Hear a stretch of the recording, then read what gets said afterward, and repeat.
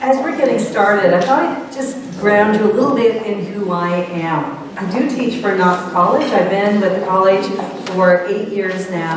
And for 20 years prior to coming to Knox, I was a hospital chaplain. So I was the director of spiritual care in 2 large healthcare systems in Ontario. And I trained people to be hospital chaplains. And so that was the teaching and experiential part of my training, but you know, probably like many of you here, I had a career before that career, and that was as a marriage and family therapist. And so my first love is that opportunity to come alongside of people when they're in those tender times of life and living. And in my role at Knox College, I get to bring all of those bits of my career into one place. That love for training people in the area of counseling, training people in the area of spiritual care, and then the opportunity to bring it all together with the basis being to our own faith. So, at Knox, I get the opportunity to talk about spirituality and psychotherapy. So, 2 big terms, but you know, it's just the ideas of how we use our faith to help other people, to come alongside of them. And so we call this degree the Master of Psycho-Spiritual Studies. And what that really is psycho, right? Being the idea of psychology and mental health, and spirituality being our faith understandings and our theological understandings. So we get to bring these 2 worlds together in this degree. Our students in the MPS look very different than they did, you know, 50 years ago, 20 years ago. The average age of student at Knox College is 40 years old. Right? And so you know that they've had a career before coming to Knox. They probably have a partner, they may have children, they may have parents that they're taking care of. They are doing a lot, and then they're adding studies in.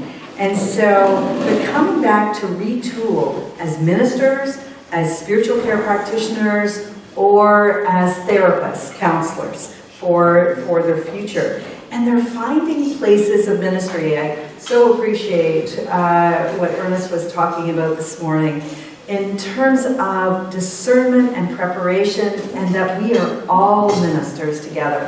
And when we look at the course offerings and the degree offerings at Knox College, that's what we see, is that everyone is preparing to be ministers, but not necessarily to be ministers in a congregational setting. They may be ministers in a hospital setting, in a prison setting, in a long-term care setting. They may become therapists who are working with people of all faiths or no faith. Or they may become the pastoral counselor for a particular congregation. And so our students are doing ministry, but it looks different now. And what we are finding is they talk about being able to do ministry wherever they are. One of our students works as part of the TTC, and he talks about his role in ministry as someone who works in the TTC. So there's that broad sense of ownership that we are all ministers of Christ together. So in our MPS program, we have students who have been nurses, teachers, lawyers, accountants, film executives, all kinds of roles coming back to learn what it is to be a therapist or a spiritual care provider or a chaplain. And you know, honestly, they could go to lots of different schools, really good schools, and do this work. But they're coming to Knox because faith matters to them. And faith matters to them in a way that they want to bring their faith, not only into their academic studies, but they want to learn how to safely bring their faith into their work so that they're not superimposing their faith. You need to believe like I believe. Not that kind of faith understanding, The kind of faith understanding instead that draws out of the other. So that if we're coming alongside of the patient in the hospital or the client in the therapy, we want to have an understanding of what that person believes. What has been part of their faith understanding that has been a strength to them? What's helping them get through this tough time that they're going through? And so rather than that kind of faith understanding that says, you need to believe like me, and I'm going to superimpose it onto you, instead, we're teaching our students to draw out, to listen very carefully to the conversation, and to listen for the spiritual. Right now I'm doing some research in a healthcare setting on engaging in spiritually integrated psychotherapy in a healthcare setting. And what the students who are participating in the study, who are training to be therapists and training to be spiritual care practitioners, said is, I come alongside of patients, I tell them that I'm the student intern in spirituality, and they have no idea who I am or what it is that I do. And so we talk a little about the spiritual, and they say, I don't get it. I'm not a spiritual person. And then they listen to the story of the patient or the family member. And as they help that patient or family member to have words for their experience, they're helping them name the spiritual parts of their life. And by the end of the conversation, they're able to say to the other, you are actually a very spiritual person. It's just sometimes not the part of our lives that we name. Those parts where we're connecting to others, where we have that deep sense of belonging, where we have a relationship that either goes this way, transcendent, right, to how we name God, or it goes this way, one to another, or it goes this way, us in this world, in creation. And so the students are learning to talk about God in different ways. Sometimes it's naming Jesus. Sometimes it's listening for how the client or the patient or the person they're coming alongside, how they name that something more. And they may name it as God. Or they may need some safety and say, I don't know, but I know there's something more than me. And when times get tough, I talk to that thing that I don't quite know yet. We're teaching our students in the MPS not to be evangelists, because their role is to come alongside of vulnerable people in vulnerable times. There is a time to be evangelists. There is a time to name our faith. And if a client or a patient asks, can you tell me about what it is that you believe? Then that door is open. But we work very hard to train our students to listen for the spiritual, to be drawing out the spiritual in the people that they come alongside of, and to be deeply respectful that people may believe very differently than us, than I, than you, than all of us. Because even in this room, lots of you are Presbyterians, but you don't all believe exactly the same. You haven't had all the same spiritual experiences in your life. And your experiences and your beliefs and your theological understandings of God have all shaped how you encounter God. So in this work, in this Master of Psycho-Spiritual Studies, crazy name, what it really is like a master's in psychology and spirituality, right? The bringing together of these two worlds that have always really been woven together. Now, in today, in coming to be with you, I wanted to tell you one other thing before I sort of transition a little bit, and that is that 1/3 of the students in the MPS degree are clergy. That's quite remarkable. 1/3 of our MPS students work in a congregational setting, either as the full-time minister or associate minister or family pastor, youth pastor, or in some way have a major leadership role within congregational settings. A third. It's actually 28%, but it's close to a third. What that tells us is that we train the MDiv, the Masters of Divinity students, those people that are preparing for ministry to be congregational leaders. We train them well in their theological and biblical understandings. We give them a bit of spiritual care or pastoral care to get them going. Then they get into leadership. And you know what happens in the church? The church is people, right? And people bring our own stuff. We go through difficult times, or we can have difficult relationships one to another. And so clergy are coming back to Knox College from all denominations. So we have clergy who are Presbyterians, but we've got clergy who are Pentecostal ministers, who are ministers, not Catholic, well, actually we have had Catholic priests, but who are working in leadership in the Catholic Church, in the United Church, in the Seventh-day Adventist, and I could go on and on. I think it's 17 denominations that are represented at Knox College. So who we are as a seminary is changing. And it's helping us to see the commonality of being Christ-centered together, and to learn and to grow together, to find language for God and how people in the world experience God together. Now, you notice that today we first said that I would talk about faith and trauma. And I was feeling conscious that, being the person who speaks after lunch, if you've ever spoken after lunch, you know what happens. We all get a little sleepy, right? And I was thinking that could be a heavy topic. So I've changed it just a little bit. In that what I want to talk to you about is what we teach our students about. And that is called spiritual resiliency. I'm going to unpack what that means in just a moment, that idea of spiritual resiliency. But it has to do with what happens when we adapt well following difficult circumstances in life. Because no one here in their lifetime will escape difficult circumstances.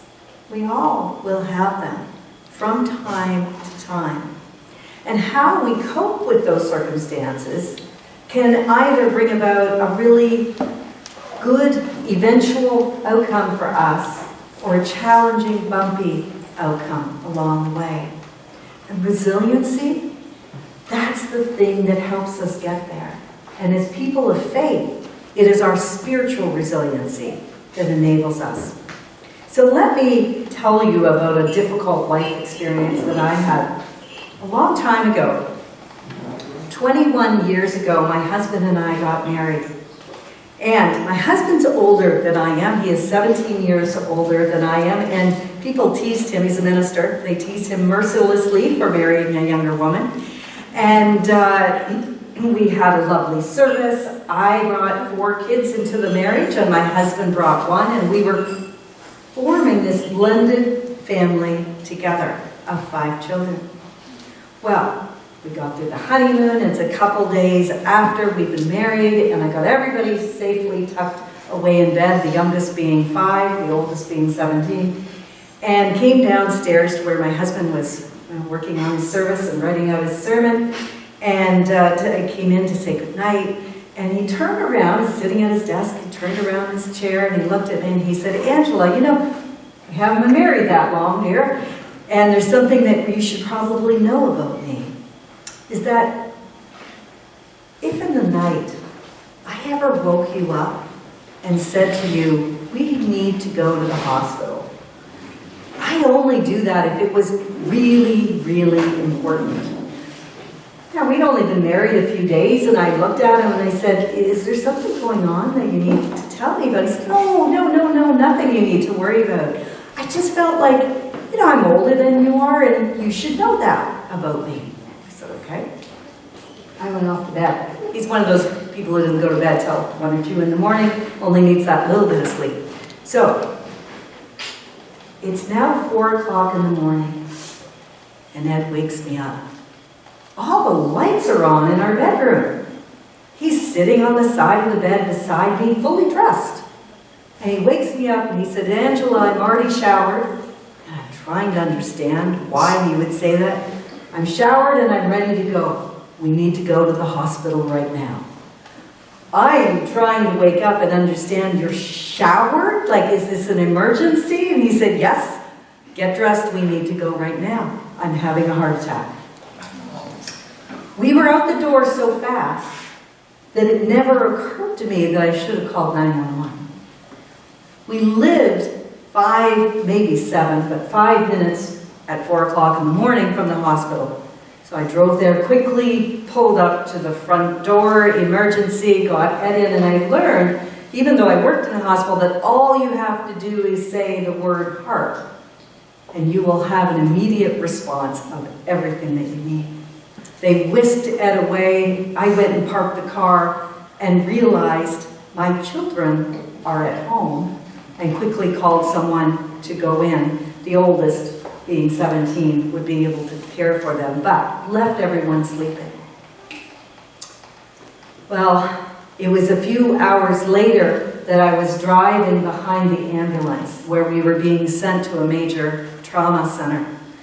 And I drove all the way, 2-hour drive behind that ambulance, not being able to see in the doors, but knowing that my new husband of a few days was in there, and not knowing if he was going to live.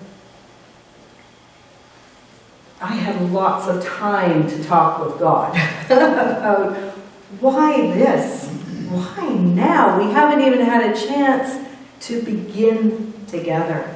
And I remember when my little boy, who at the time was 7, when we were getting married, people were really lovely to him. They would say, you know, Mom is going to marry Father Ed. And they would try to give this little boy an opportunity to say, I don't really like it. But he'd say, yes, that's the day that I get to call Father Ed Dad. We had this group of kids who were in there with us.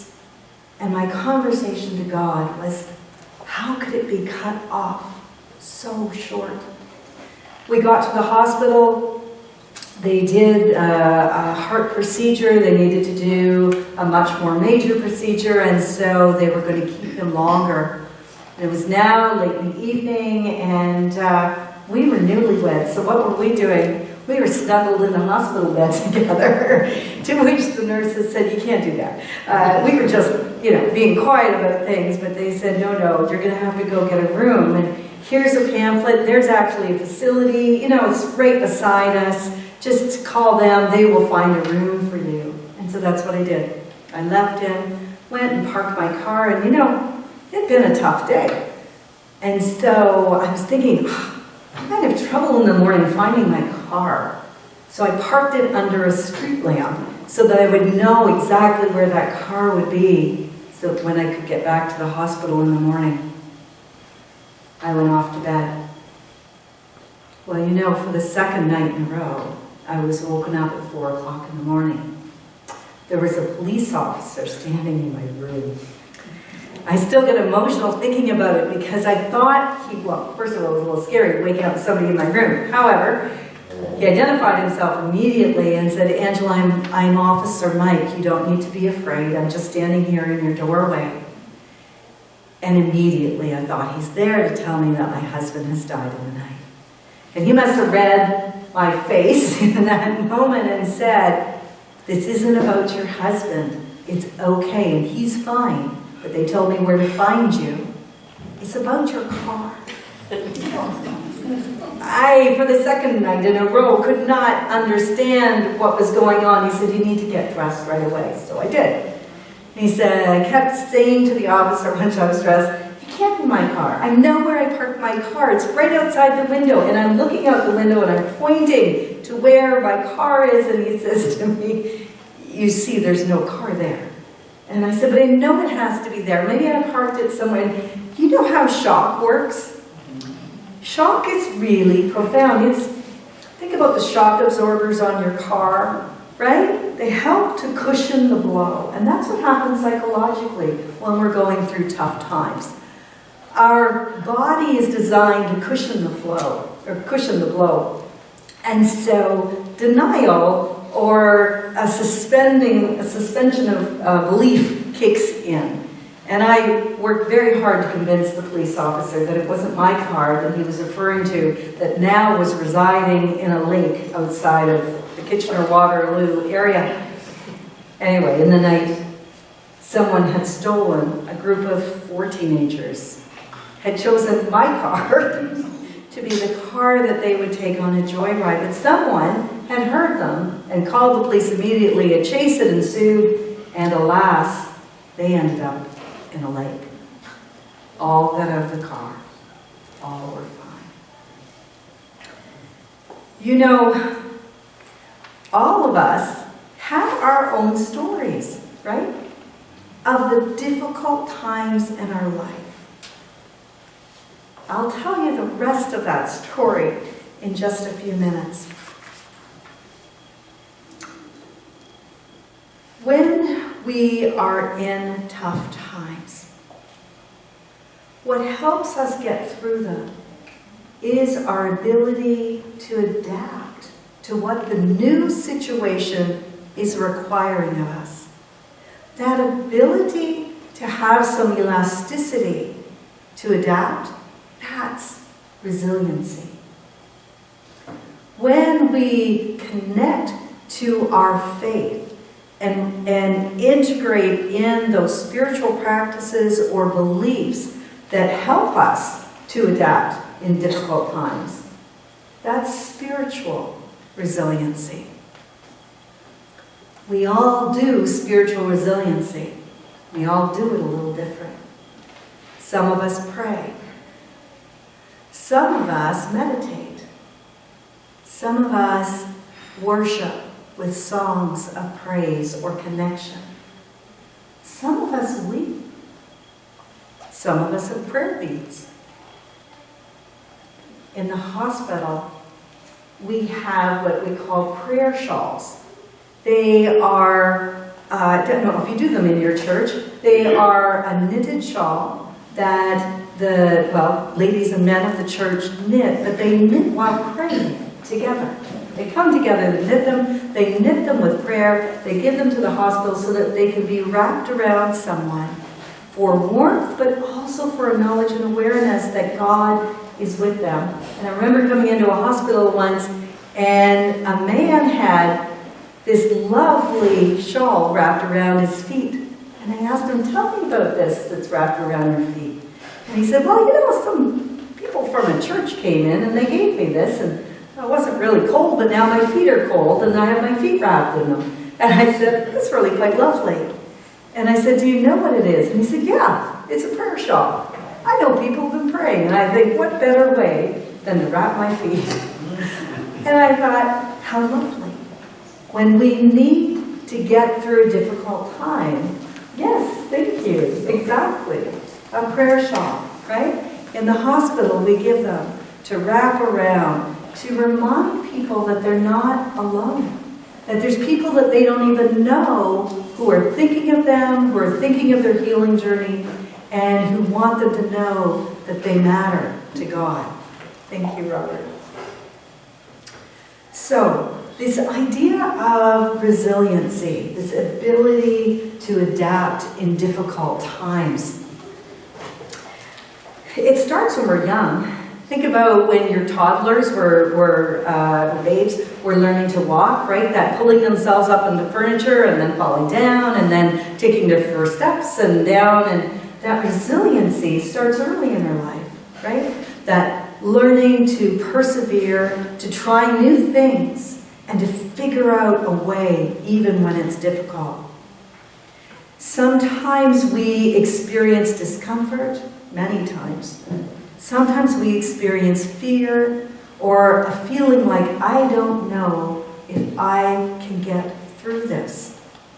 I know that as Christians, we have said to one another, God will not give you more than you can handle.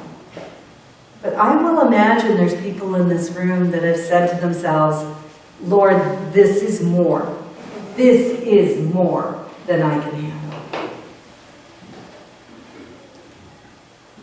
Resiliency is like strengthening a muscle.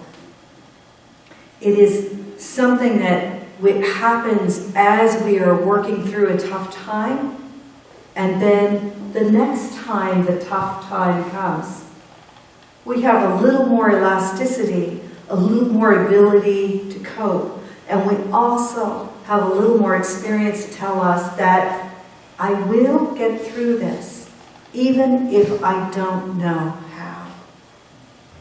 Well, you know, Ed did come home, got through that surgery, and we did have time to bond our family. That experience of the kids realizing that this dad that they just got was almost gone did something very special in our family. Our kids decided in that first week that they were siblings and that they were never going to use the word stepbrother or stepsister. Our kids decided that. They wanted us as parents to know that we are a new family together. And so, in those early years of our marriage, when Ed and I had a few of those moments, you had those moments, you know, where you have a tussle with your spouse. It was the kids who spoke up. They said, Mom and Dad, get it together.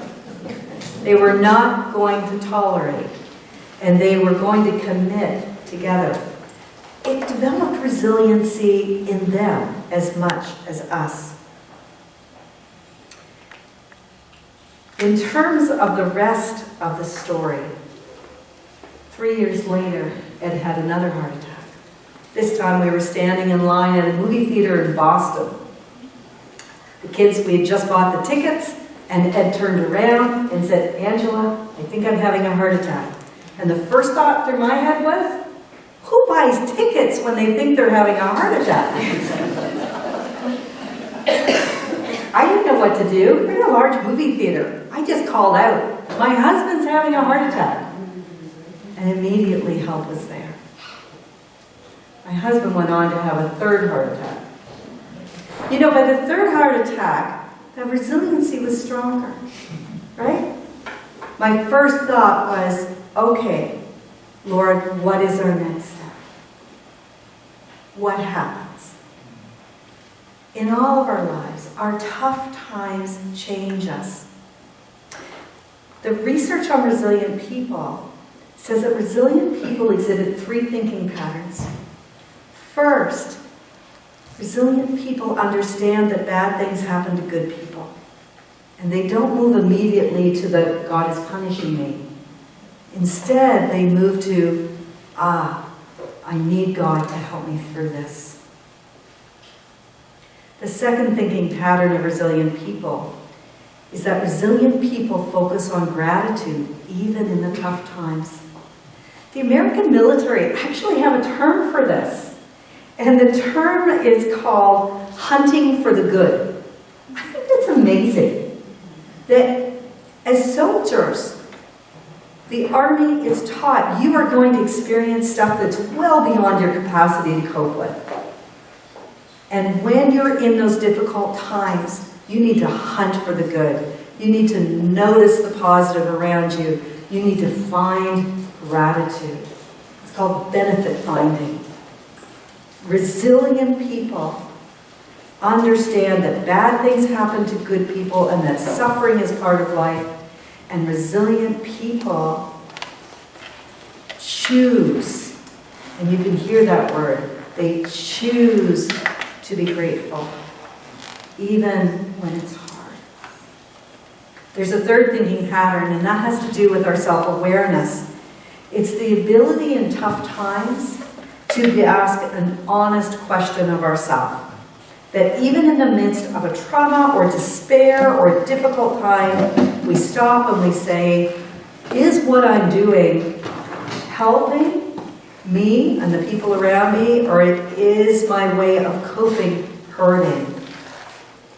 When we're in tough times, some of us have really healthy go-to coping methods, and we also have some unhealthy ones. We all do.